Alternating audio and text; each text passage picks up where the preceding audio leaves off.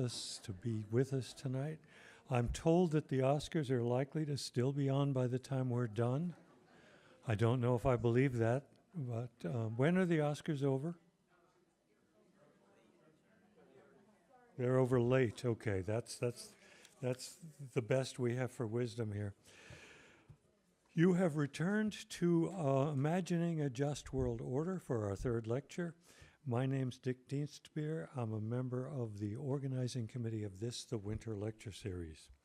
Officially, we are sponsored by Social Action Committee of the Unitarian Church, by OLLI, the Osher Lifelong Learning Institute, and by Humanities Nebraska. This program is brought to you by Humanities Nebraska, statewide nonprofit organization, inspiring and enriching public life by offering opportunities to thoroughly engage with history and culture, with additional funding from the Nebraska Cultural Endowment. If you enjoy this type of programming, please consider supporting Humanities Nebraska with a contribution. Donations are matched by state and federal funds. Your help supports preserve our past and inform our future. What could be better? Some of you, there are a few people here who are new to us today. So I'll mention our pattern is to give our lecturer roughly an hour, take a break for 15 minutes or so with snacks provided, and then come back here for a Q&A until 9, and we disband promptly at 9. This is our third lecture. There's a panel discussion after the 5-lecture series, which you will want to return to for, I'm sure. If we should ever again encounter bad weather, and you think that perhaps the series will, the day will be canceled because of it, if you go to unitarianlincoln.org, our website for this church, it will announce whether the lecture is not going or is instead going so that you're out slipping around. Remember, too, that our lectures are all being videotaped. They will be on the website of the Unitarian Church.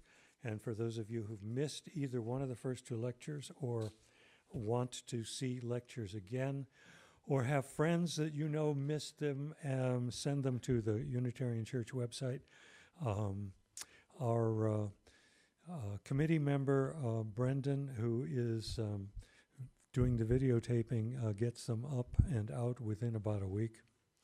Restrooms are down that long hallway you came in, heading out that way. There, you take a right during a hallway and you find them. Free parking available on the other side of Eldon Drive. Hearing assistance is available if you're having trouble hearing me now.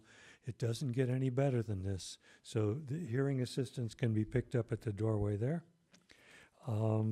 Please silence your cell phones. Next week, you won't want to miss Gus Hurwitz from University of Nebraska College of Law, who's going to talk about managing cyber sensitivities with so much interesting stuff that goes from Russia attempting to influence our elections with cyber to other types of cyber attack. Gus's talk is certainly going to be very interesting. I see Jared Kushner's image is gone. I feel good about that. Thinking about cyber somehow made me think of that. There's a symposium coming up on women's health. Our Health Care, Let's Talk About It is the official title. Keynote speaker is Siobhan Lausterer, who's the health director for Lincoln-Lancaster County Health Department, and there will be a few panelists as well. The deadline for signing up for this symposium, which is on Monday, March 12th from 1 to 4. The deadline for signing up is Thursday, March 8th, so it's coming up pretty quick. Okay, and finally, that does it. I would like to introduce today's speaker. Professor Jordan Kuck is assistant professor in the Department of History and International Studies at West Virginia Wesleyan College. And so he's come to us all the way from West Virginia. His major fields are modern Central and Eastern Europe, world history, and agricultural history, which makes him fit in nicely here in Nebraska. He was, although he's only been at his current position since 2015, in 2016 he was student nominated for finalist for the Faculty Member of the Year award. Jordan grew up near Kearney and took his BA and MA degrees from University of Nebraska at Kearney. His PhD in history in 2014 is from University of Tennessee. He's currently working on a book on Carlos Ulmanis. Is that how you pronounce his name? Ulmanis, entitled The Agrarian Dictator Carlos Ulmanis, Agrarian Nationalism, Transnational Fascism, and Interwar Latvia, books in progress. Looked over all of his many talks and papers and chapters. One that caught my eye, conference paper entitled Drain the Swamp, Authoritarianism and Nature in 1930s Latvia. Could have been something a little later, but Jordan, I turn it over to you. Thank you for coming. Oh, by the way, his grandparents are here today. I mean, that's going to be a requirement for speakers in the future. You know, if you can't bring your grandparents, don't come.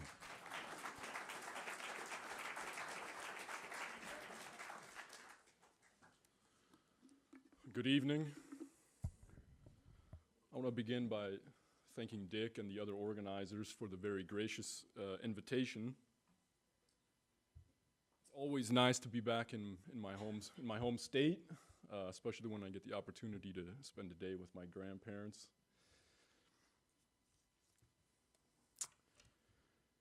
I think this particular public intellectual event, it's really terrific, and I would like to see in this country more of these events. We need a more intellectual public space, public sphere. So it's my great honor to contribute to what is a very impressive ongoing tradition. And in particular, I have to say that I'm grateful that Dick and others decided to include the perspective of a historian. I don't know if you know this, but there's concern today among professional historians in this country specifically that perhaps our talents are not being fully utilized, that our knowledge is not contributing enough to public dialogue. I want to begin tonight by talking just a little bit about this before I then turn to introducing my main points. On this introductory point about what I'm calling the disregard for history, I have to say that here, based on my travels and having lived a few times abroad, that I do see some American exceptionalism. Assuredly, many of you are familiar with this trope of American exceptionalism. This is a belief that goes back at least all the way to John Winthrop, who talked about the American colonies becoming a kind of city on a hill, one that was to be watched by the rest of the world. Mostly, I believe that it is a myth that we tell each other as part of our national narrative.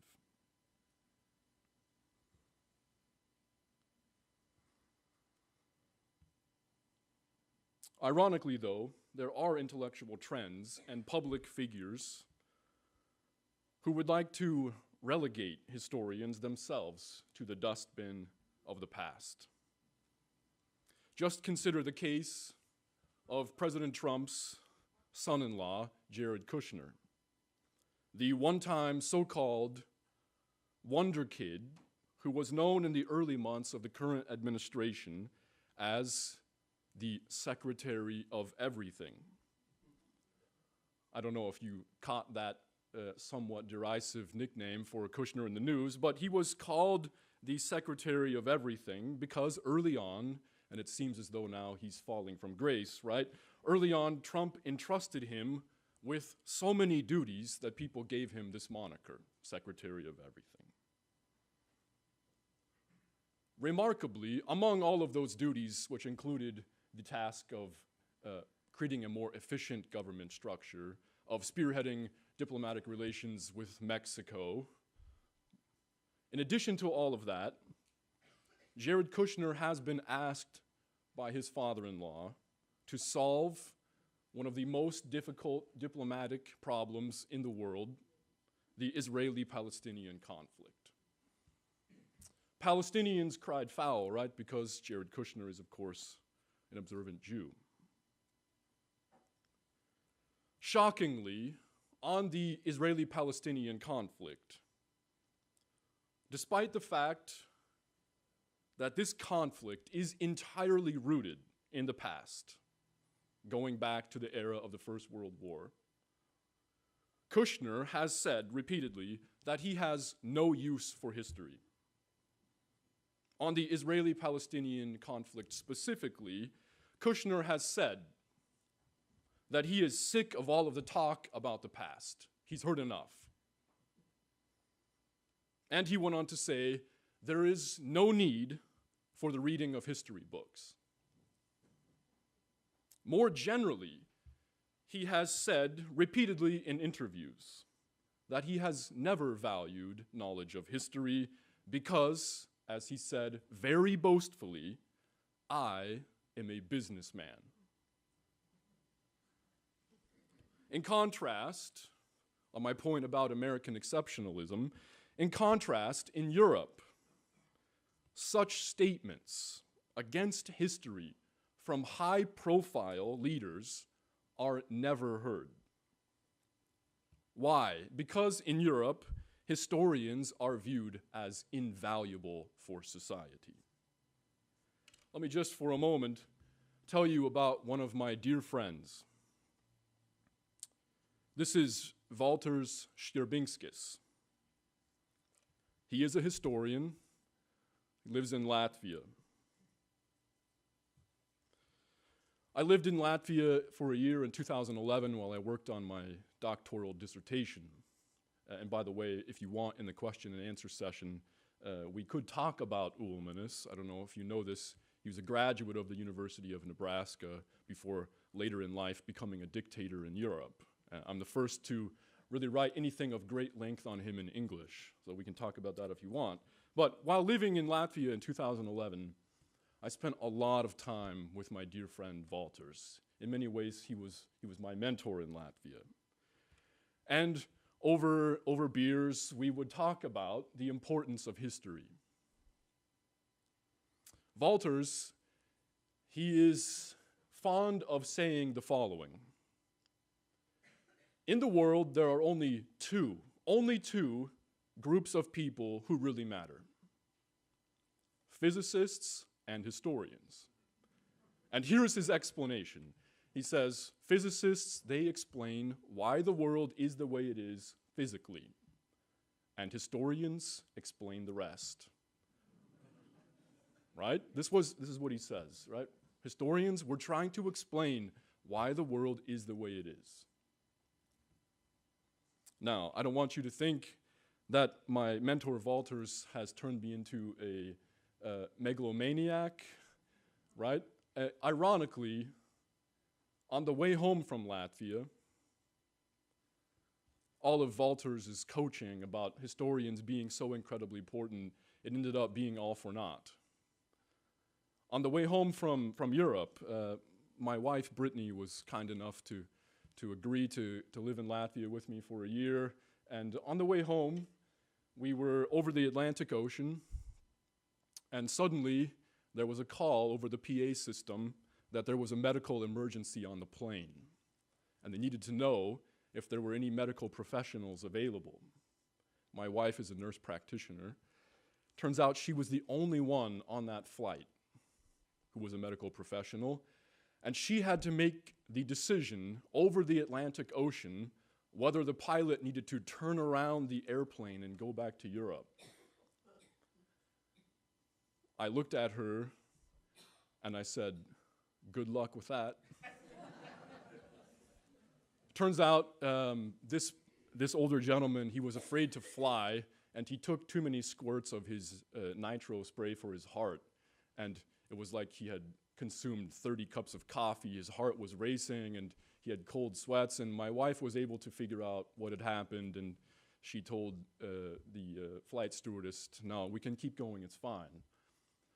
But at that moment, I realized actually historians are not that important, right?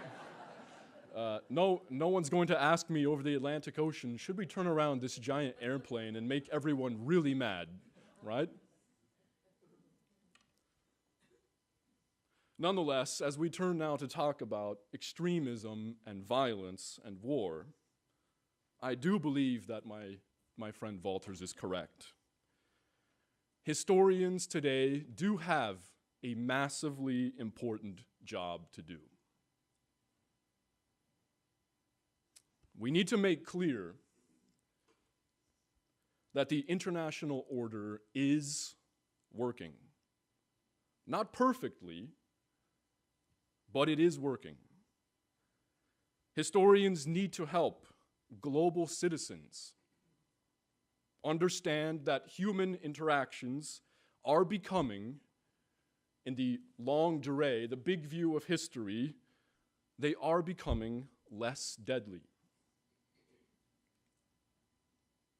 This optimistic, more positive story is not told enough. And this optimistic, positive story is vital right now, in the today, because I fear that we are at a moment of reckoning.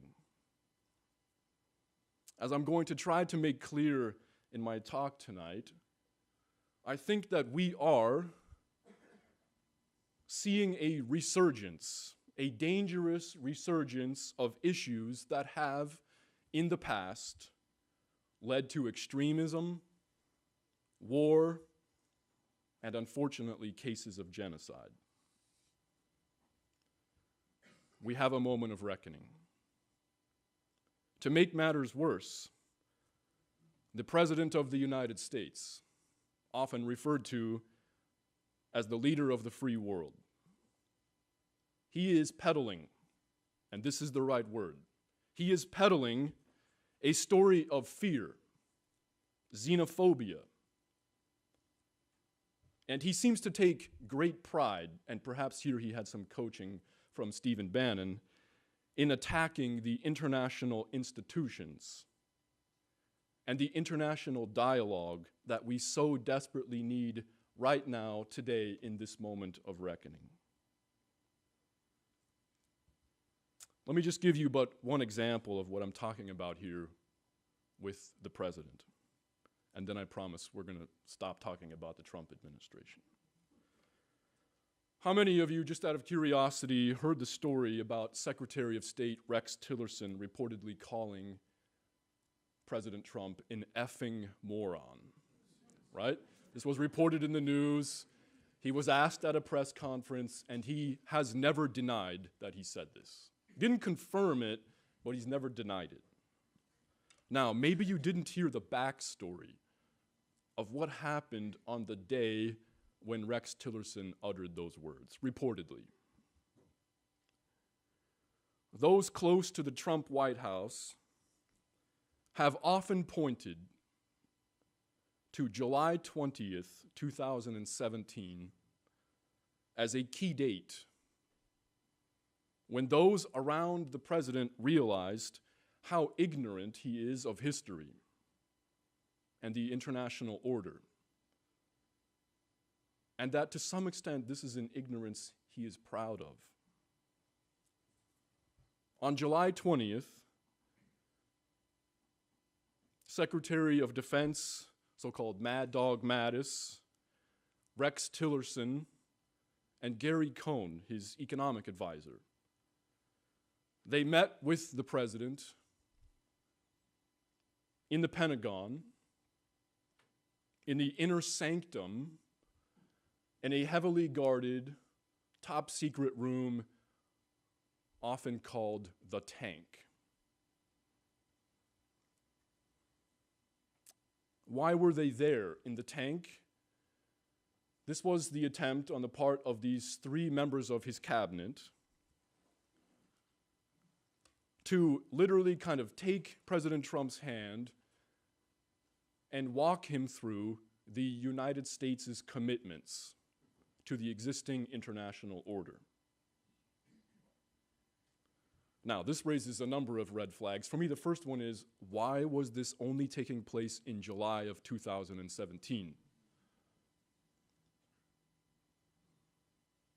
According to those who offered testimony about the events in the tank, Mr. Mattis, Secretary of Defense, began the meeting.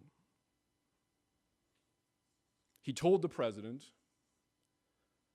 that the greatest thing that the greatest generation, right, this was the generation who fought in the Second World War.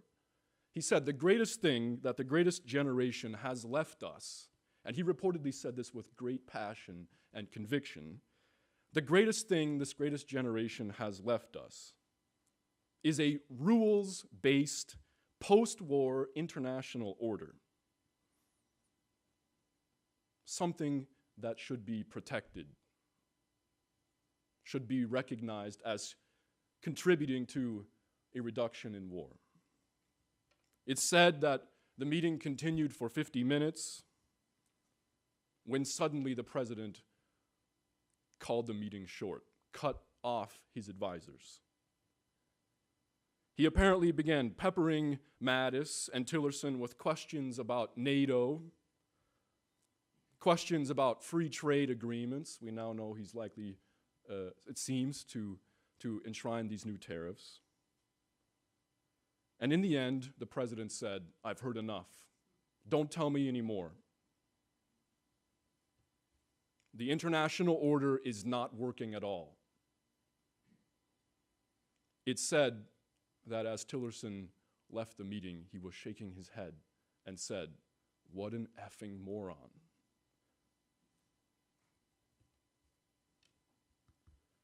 Now, in President Trump's defense, let's point out that at the moment, we have the greatest number of war refugees or refugees writ large since the Second World War. Maybe the president's right. And when we look at a heartbreaking photo like this one,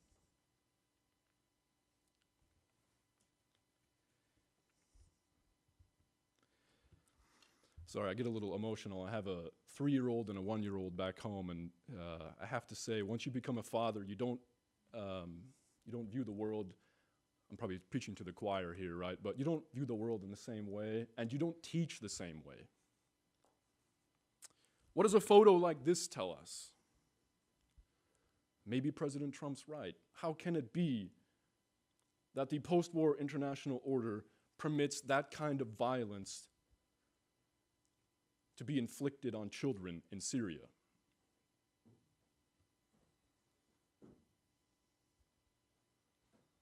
I think this photo tells us other things. Continued racism. If that were a photo of a young boy in France, we would see quicker action. It tells us about continued imperialism.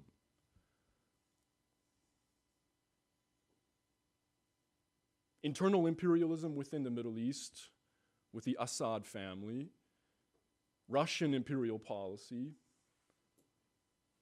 We can go on. It also tells us about the problem that has plagued both the League of Nations and the institution which replaced the League of Nations, the United Nations. It tells us about the fact that these institutions have lacked what some people call teeth, right? That these institutions don't have a large enough military or paramilitary force, right? The blue helmets of the UN.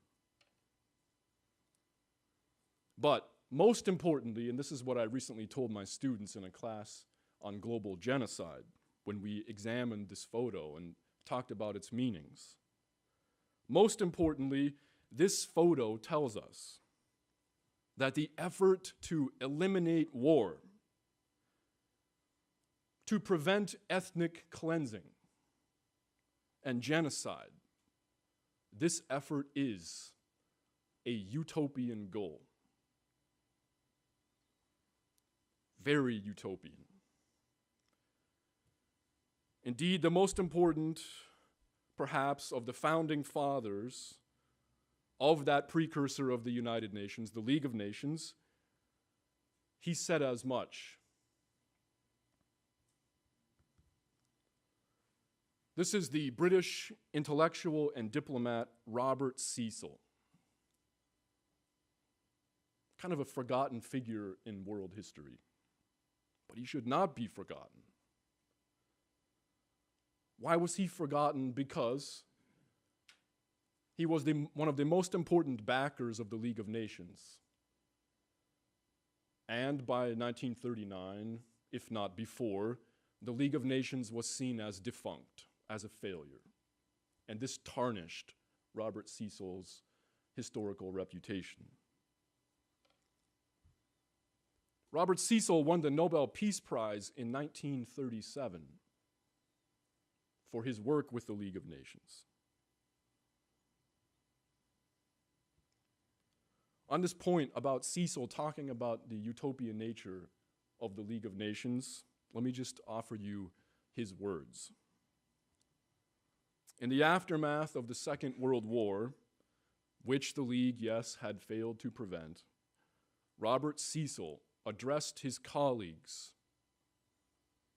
in Geneva, Switzerland, and he spoke to the legacy of the soon-to-be extinguished League of Nations, right? It was replaced by the UN. He passionately stated to his colleagues, and I quote, "For the first time in history, an organization was constructed, in essence universal, not to protect the national interest of this or that country, but to abolish war." To abolish war. This was, he admonished, not a failure. The League was not a failure. Instead, he argued, it should be viewed as a great experiment. An experiment that had been dreamed up by those who wanted peace and wanted to put into concrete form the dreams of previous thinkers who had tried to create a more peaceful world. We can go all the way back to the aftermath of the 30 Years' War to thinkers like Hugo Grotius and Samuel von Pufendorf. These are considered the fathers of international law. In essence, he was saying that the League of Nations was a utopian product of the humanistic, positive thinking of the Enlightenment. And although the League was now ending, he argued that historians would remember the League as the first significant proof that international consensus and international law is indeed possible to construct. To put it very simply, Robert Cecil argued that to combat extremism, to combat violence and war, leaders must offer a positive, optimistic message. Now, some might argue that such positivism and optimism is foolish. That these are the hallmarks of what Stephen Bannon and others like to call liberal snowflakes, who are devoid of realism, who don't understand reality. I disagree vehemently. And so did this man. This is the late Elie Wiesel, who passed away in July of 2016. Wiesel, he knew all too well the inhumanity that man can and often does inflict on his fellow man. Wiesel was, of course, a survivor of the Shoah, the Holocaust. Wiesel's entire family was sent to the Auschwitz-Birkenau concentration camp. often known, right, as a death camp, an extermination camp. Upon arrival, his mother and sister were exterminated. But Wiesel and his father were still strong enough that the Germans ordered them to engage in forced labor. They were then later transferred to Buchenwald, where eventually Wiesel's father passed away right in front of him, and eventually he was liberated by American GIs. Wiesel, the author of the much acclaimed book titled Night, he went on to talk very powerfully about his terrible experiences in those camps and about the haunting memories of the deaths of his loved ones. These are stories which people know from Wiesel. But there's another of his narratives that is not as well known. His unreserved insistence that we humans remain optimistic about human interactions and about the future. I have always found this to be both surprising and compelling. How can it be that someone who survived the Shoah spends the rest of his life talking about the need to be positive about mankind? I once saw an old black and white video that I think it was on the TED, these TED Talks, and I subsequently have no longer been able to find it on the internet.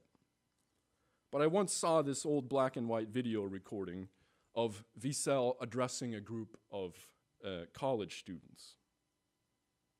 He told these students about how, in the aftermath of the Holocaust, he sought to live life to its fullest. And one thing he wanted to do was to learn how to fly an airplane. And in his address to those college students, Wiesel drew a parallel between learning how to chart a flight path and trying to reach lofty goals, like, say, trying to eliminate war. Wiesel, probably many of you know, he was incredibly charismatic, so I can't do it as well as Wiesel. But he went up to the blackboard and hastily put up on the blackboard some X's like that and a big arrow. And he explained, so I make this pointer work, that if your plane is here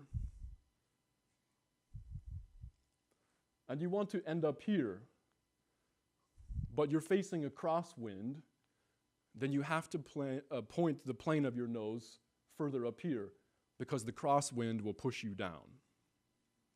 And then he made the analogy.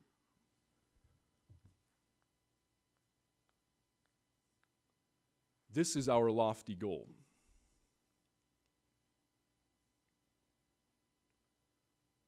We know we probably won't reach that lofty goal because we humans are facing crosswinds. Crosswinds like man's tradition of sorts committing inhumanity against his fellow man. So he said, the worst of our instincts will pull us down, and we won't reach our lofty goal. We'll fall somewhere short. But then he explained to them,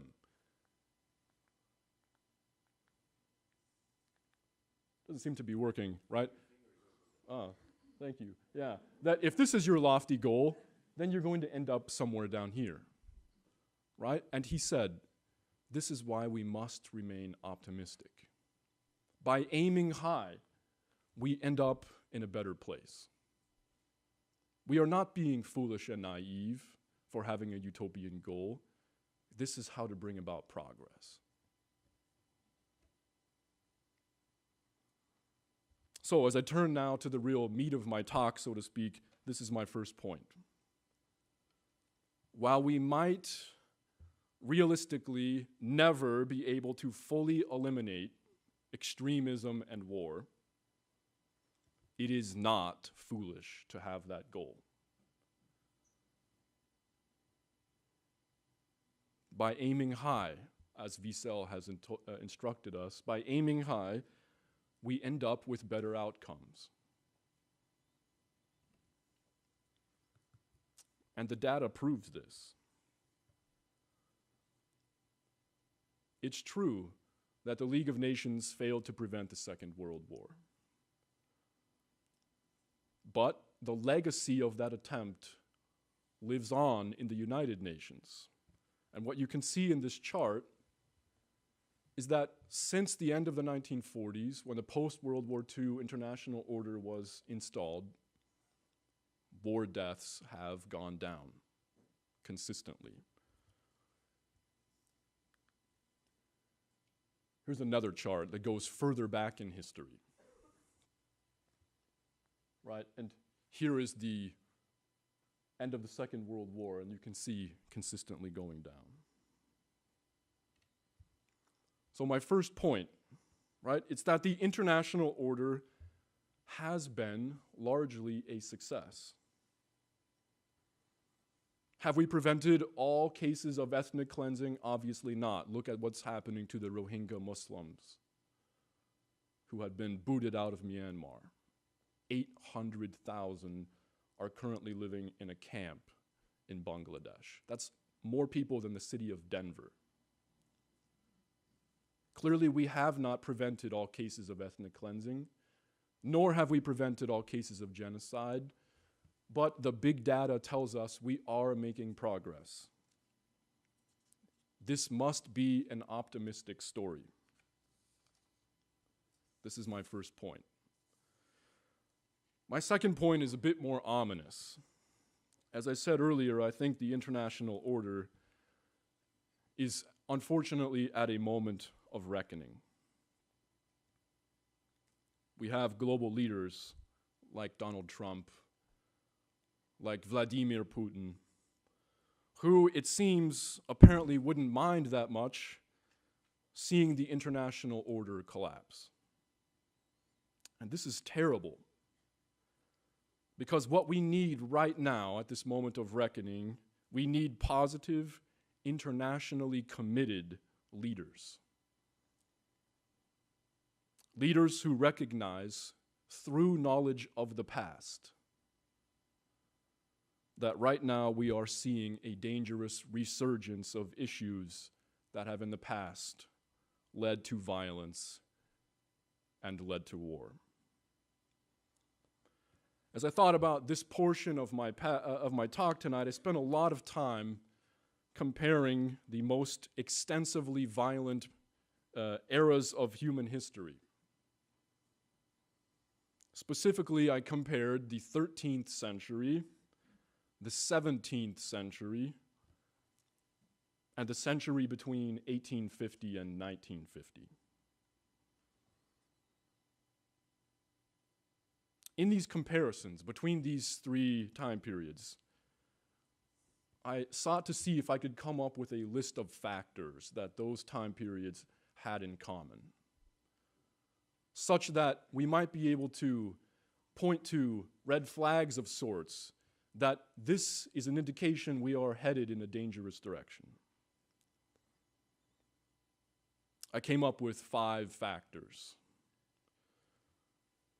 So let me just introduce them, and then we're going to just briefly talk about each of them in turn. The first factor is climate change and food shortages. The second factor is economic turmoil and wealth inequality.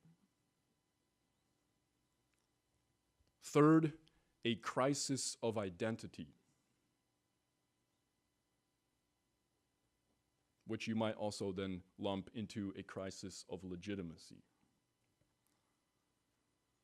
Fourth, this is also kind of linked to identity, an embrace of radical thought.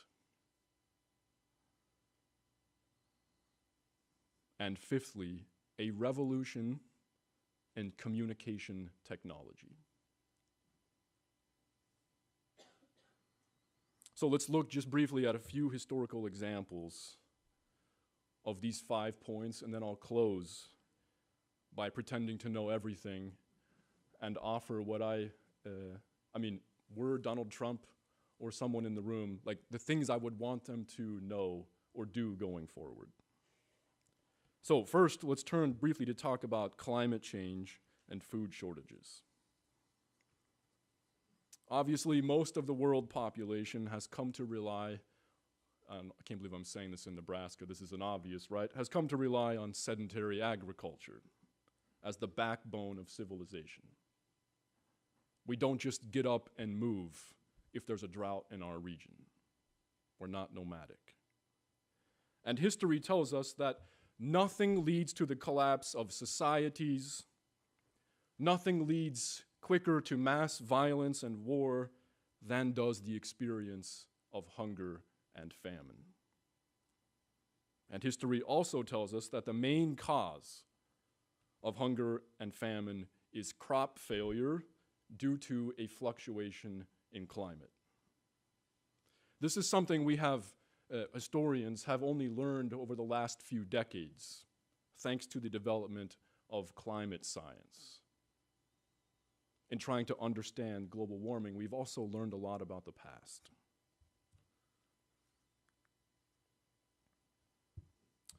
What I want to draw your attention to here, this is a chart on tree rings, which tells us about climate.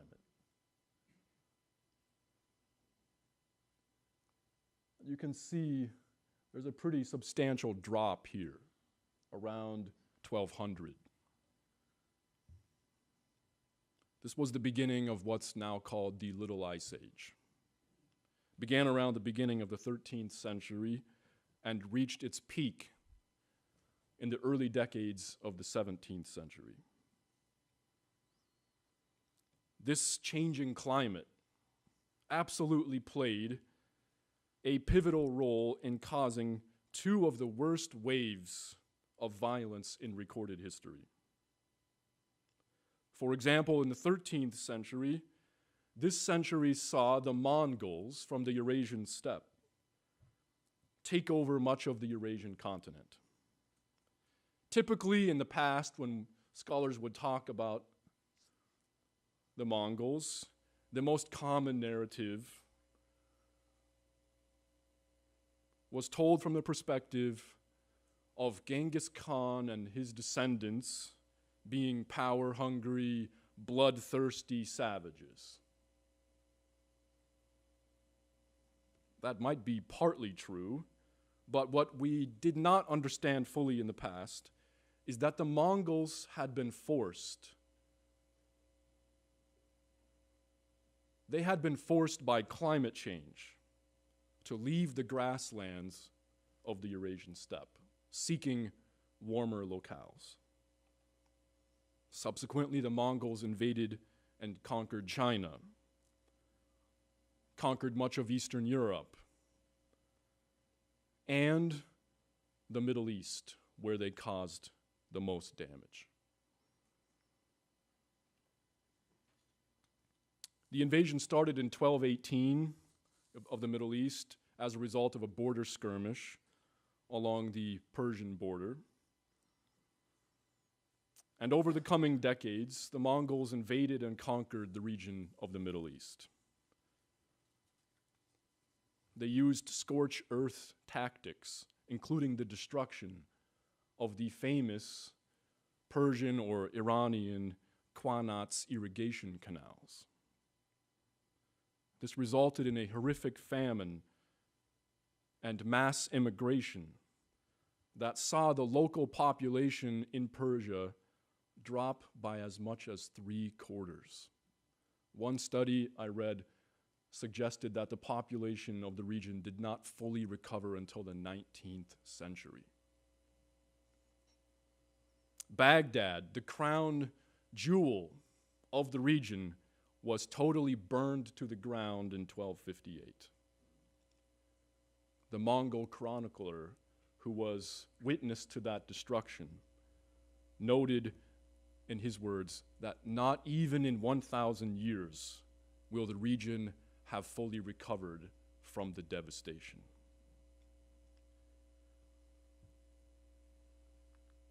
In turn, the local people of the Middle East, they grew desperate, both because of the changing climate and because of the devastation wrought by the Mongols. One of the outcomes was that the Syrian Sunni Muslim Ibn Taymiyyah, whom you see here, he established the Islamic movement known as Salafism.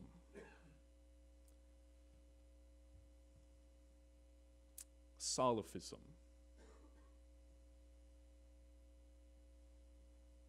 Two of the three will sound familiar in the 21st century. He argued that jihad does not mean an internal struggle. This is one of the debates about Islam, yeah? Does jihad mean an internal struggle with yourself? Which is what I believe it means. Or does it suggest an external battle with enemies of Islam? Ibn Taymiyyah said it means the latter. What we need is war. He also argued that God, Allah, had sent the Mongols to punish Muslims for what he called shirk. And specifically, he targeted Shia Muslims, saying that they were not practicing the true Islamic faith, and therefore it was the duty of Sunni Muslims to attack Shia Muslims. Today, Ibn Taymiyyah is praised by members of groups like ISIS, and he's considered to be the father of radical Islamic fundamentalism, which emerged in that time period in the 13th century. The Little Ice Age peaked during the 17th century. This too has changed our understanding of that very violent time period. In the past, the violence in Europe, which was the worst in the world at the time, in the past, that violence has been explained as an outgrowth of the Reformation and the religious wars in Europe, as Christendom was torn apart by the Reformation.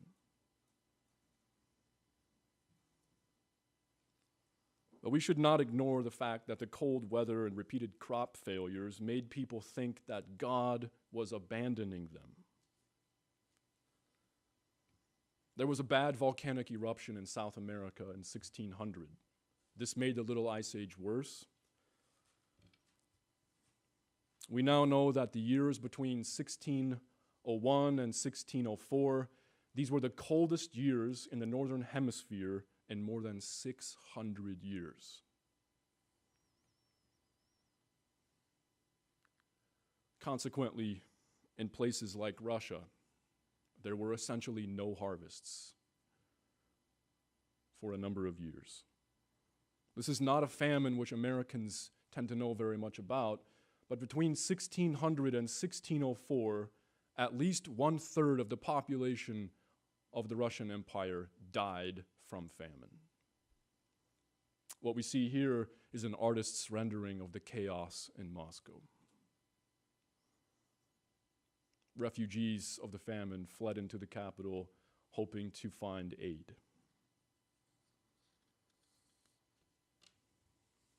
It's hard for us to fathom and comprehend just how desperate people were at this time, but there were reports coming from Russia, not just of cannibalism, but inter-family cannibalism. Similarly, in the German lands, the 30 Years' War, which was waged from 1618 to 1648, it was equally inhumane. But we tend to forget about the climate. There were reports in the German lands of people freezing to death along the side of the road in August. There were widespread reports of cannibalism in the German lands as well.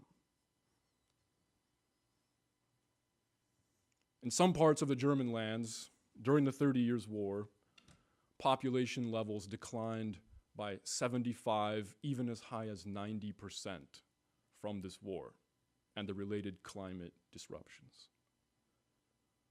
Recently, scholars found in a family Bible from the mountains of Swabia a quote written in the margins of the family Bible. The person wrote from this time period, "We live like animals, eating bark and grass. No one could have imagined that anything like this would ever happen to us. Many people are now saying there is no God." More chronologically familiar to you, is the case of the Dust Bowl. It was terrible, of course, here in Nebraska. But Americans tend to forget that this climate change also hit the rest of the world.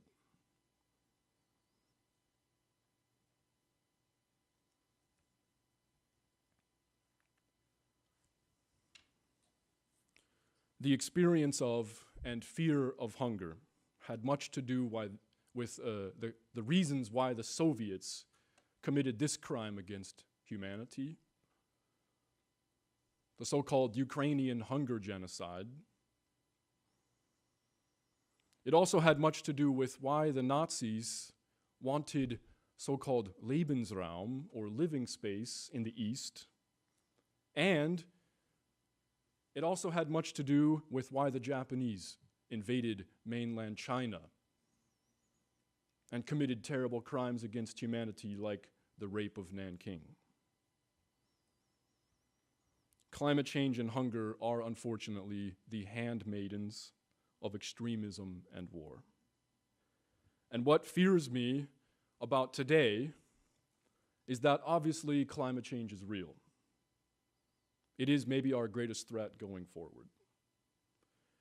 And the region which, in my opinion, has been hit the hardest thus far is the Middle East. I don't know if you saw this in the news, but in mid-July of 2016, Kuwait set records. Temperatures reached 130 degrees. And even more shocking to me, last June, the country of Oman along the Persian Gulf broke the world record for the hottest low temperature ever recorded in a 24-hour period. So that's kind of a mouthful. The hottest low temperature of the day, right? So in Oman, the coldest it got at night on June 17th of this last summer was 111 degrees at night.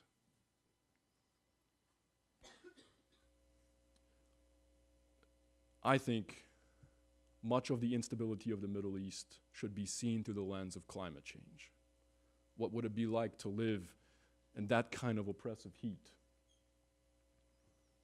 Also scary, sea level rises. If predictions hold true,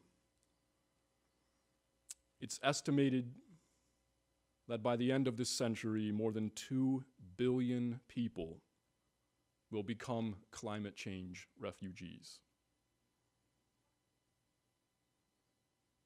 How will the world respond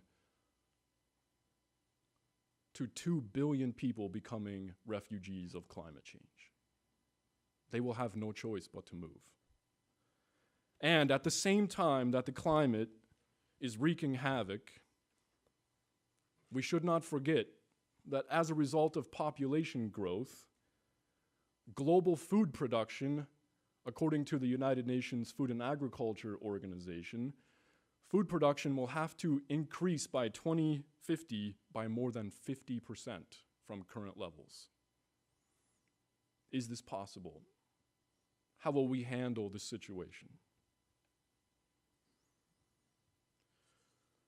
Briefly, a little bit about economic turmoil and wealth inequality. By the early 13th century, the old world of Eurasia was running out of money because they had already mined precious metals and the population was expanding. There was, in short, a severe money problem, a shortage. And this led to the hoarding of wealth, an extreme imbalance of wealth. And those economic frustrations also encourage people to believe in something like Salafism. That money problem was eventually solved both because the Mongols became the first global power to perfect the use of paper money, and also, tragically, because the Black Death wiped out such a big chunk of the global population. The 17th century also saw economic turmoil. The Spanish, watch the quotation marks, discovered the Potosi silver mine in present-day Bolivia, the greatest discovery in terms of silver or gold in world history. This silver mine in Bolivia led to such an outpouring of new hard currency that it actually caused major inflation in Europe, the Middle East, and Asia. That inflation is sometimes referred to as the price revolution, which almost sounds like a positive thing. And why it's sometimes referred to as a positive thing is it's thought that this was an important step toward capitalism. But higher food, clothing, and housing costs for the ordinary poor person, this is not a good thing. Increasingly, it made them feel desperate.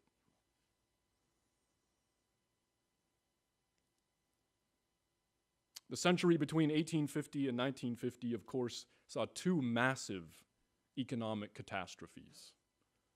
The Great Depression that began in 1873 and lasted really until the First World War, and then, of course, the Second Great Depression that began in 1929.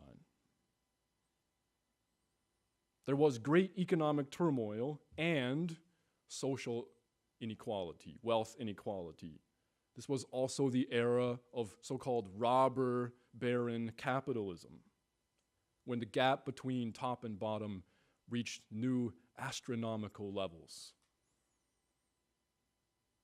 captured very well by writers like Fitzgerald, The Great Gatsby.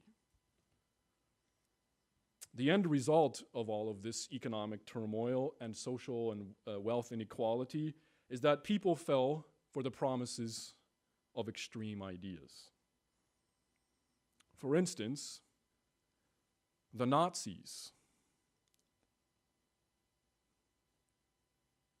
They had zero electoral success from 1923 going on. People thought, who is this Hitler's madman? They had no political success until the Great Depression hit.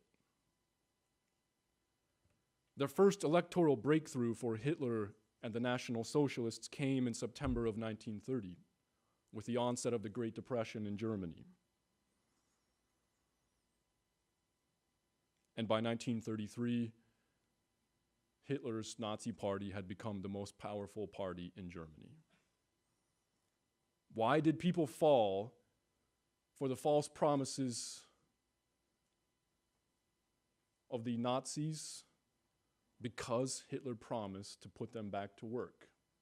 He promised to improve their lives. Today, we're also dealing with these issues. It's undeniable that the 2008 Great Recession, it's caused an upswing in radical thought. And the wealth inequality today is shocking. A study came out last November or October, and the study found that globally, less than 1% of the global population now possesses more than 50% of all wealth in the world. Less than 1% now owns more than 50% of all wealth. The question is, how much longer can this inequality go on before it destabilizes society? Next, crisis of identity.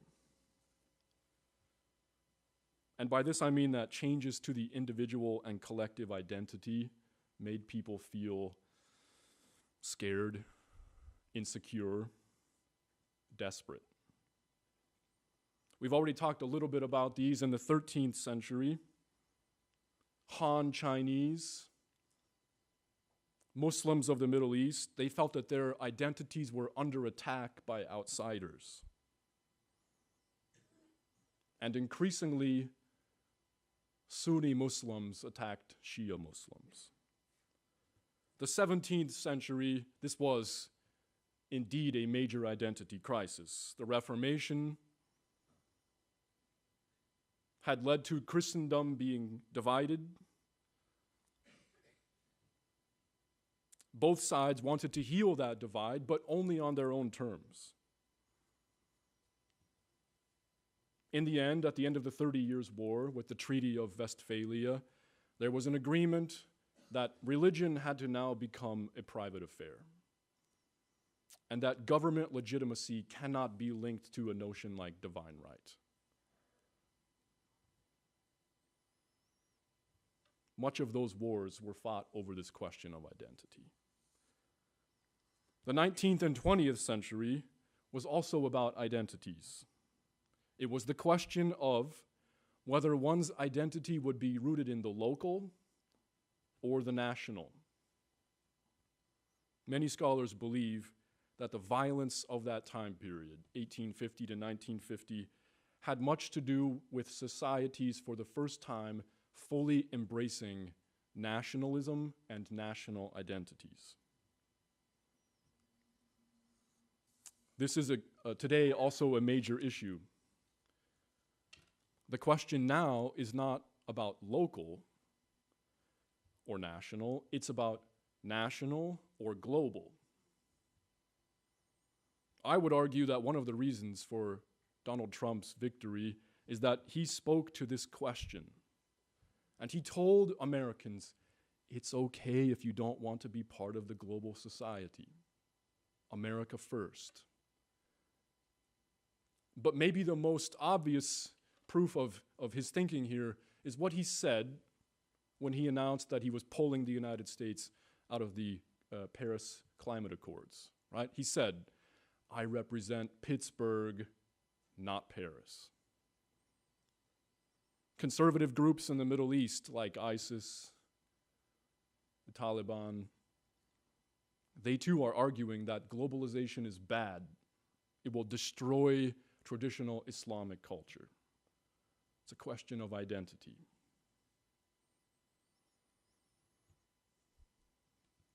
Two last points here. Radical thought. I already told you about Salafism in the 13th century, the birth of radical Islamic fundamentalism. In the 17th century, we should talk about this man, contemporary of Luther, Thomas Müntzer, who's considered to be the father of liberation theology. He instructed that poverty is a virtue and that material possessions makes one prone to sin. And he lifted up the poor people in the German lands, such that he accidentally inspired the German peasants to rebel. This is known as the German Peasants War, a forgotten moment in the history of the Reformation. Martin Luther had to make a very difficult decision. Would he side with the peasants? He was already attacking religious authority. Would he also attack secular authority? Luther decided, no, that would be total chaos and havoc. We cannot have that. So he sided with the secular authorities, and in the end, more than 300,000 German peasants were killed in the suppressing of this uprising because they believed that they were God's chosen people because they were poor. the 19th and 20th century, this is full of radicalism, right? Nationalism, communism, anarchism, nihilism, terrorism, Nazism, we can go on and on. All of this radical thought served as the intellectual context for that terrible century of warfare. I just want to give one example of the danger of nationalism. The aforementioned Robert Cecil, who won the Nobel Peace Prize for his support of the League of Nations. When 1914 hit, the Great War started, Robert Cecil was a pacifist. He actually joined to work for the International Red Cross. But then those feelings of nationalism swept over him, and he agreed to join the cabinet, to work for the government. And unbelievably, he ended up being the individual responsible for organizing the blockade of Germany to prevent the arrival of food. This led to the deaths of more than 750,000 Germans during the First World War who died of hunger. And Robert Cecil was in charge of that. Part of the reason he worked so hard on the League of Nations is that he was haunted by the fact that nationalism had gotten the best of him. He abandoned his pacifism and embraced the war effort. Today, radicalism is unfortunately on the rise. Groups like ISIS, new political parties in Germany like Alternative for Deutschland or Alternative for Germany, Marie Le Pen's National Front in France, Geert Wilders in the Netherlands, deranged lone mass shooters, support for far-right leaders, and white nationalism. Clearly, radicalism is something we are struggling with today. Lastly, a revolution in communication. I think this is actually surprisingly important.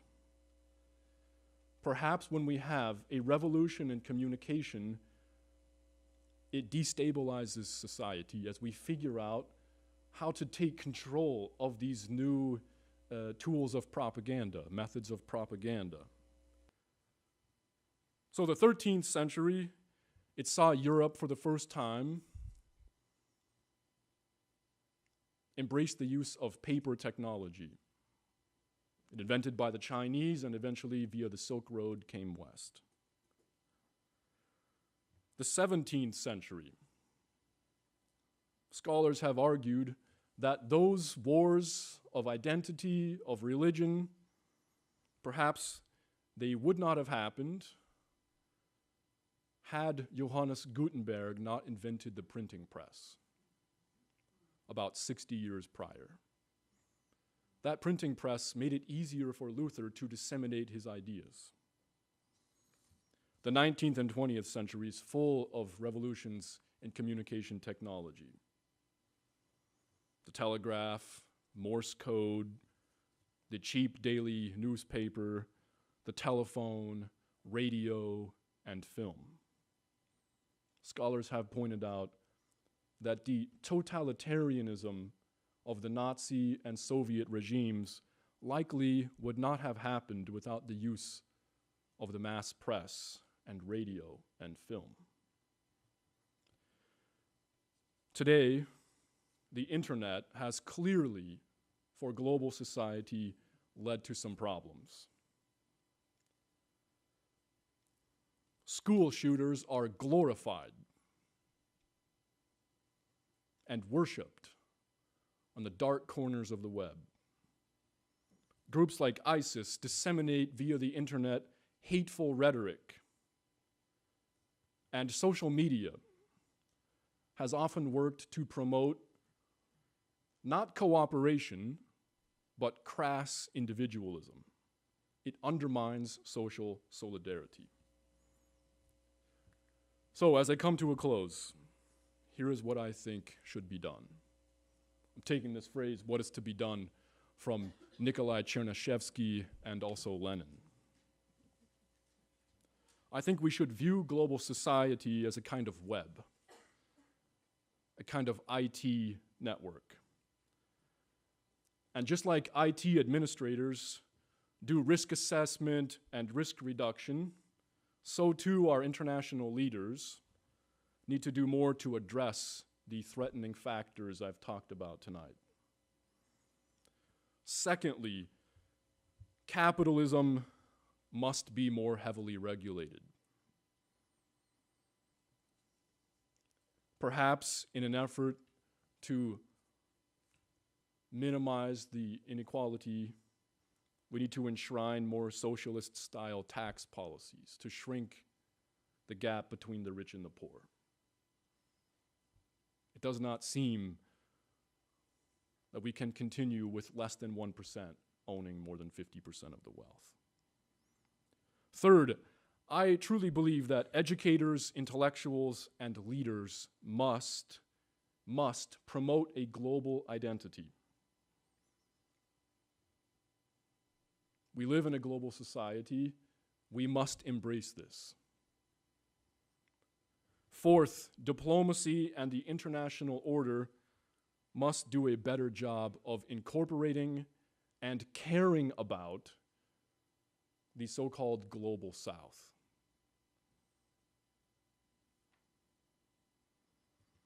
Fifth, I think religion needs to be reformed. I cannot believe, I grew up in an evangelical household. I cannot believe leaders like Jerry Falwell Jr. buddy up to someone like Donald Trump. They are making a Faustian deal, and this has never worked well. One example, guess which political party cast the deciding votes to give Adolf Hitler emergency powers? He had to get 2/3 of the votes in the German parliament, according to the Constitution. Which political party cast those votes? The German Catholic Party. Why? Because Hitler promised that he would permit the Catholic Church free reign in Germany, which the previous socialist government had not. They made a deal with Hitler, and it backfired tremendously. What we need are religious leaders in the mold of Pope Francis, who are willing to take on these dangerous factors and demand action, rather than just worry about the future of their silo. Two last points. We must create a climate change refugee program, and it must be massively funded. Climate change is not going away. It's baked in. There are going to be and are already climate change refugees, and we must help these people, or they will turn to extremism. Lastly, we must clean up the internet. I don't know if you saw this in the news. A company which spends an awful lot of money on advertising, InBev, owned by the Belgians, announced about 2 weeks ago that unless Twitter and Facebook and Google and other internet giants do something to clean up the web, they are going to spend $0 advertising dollars. So I think there is starting to be some consensus here that we must clean up the internet, that this is destabilizing society and threatening the international order. So thank you for your attention.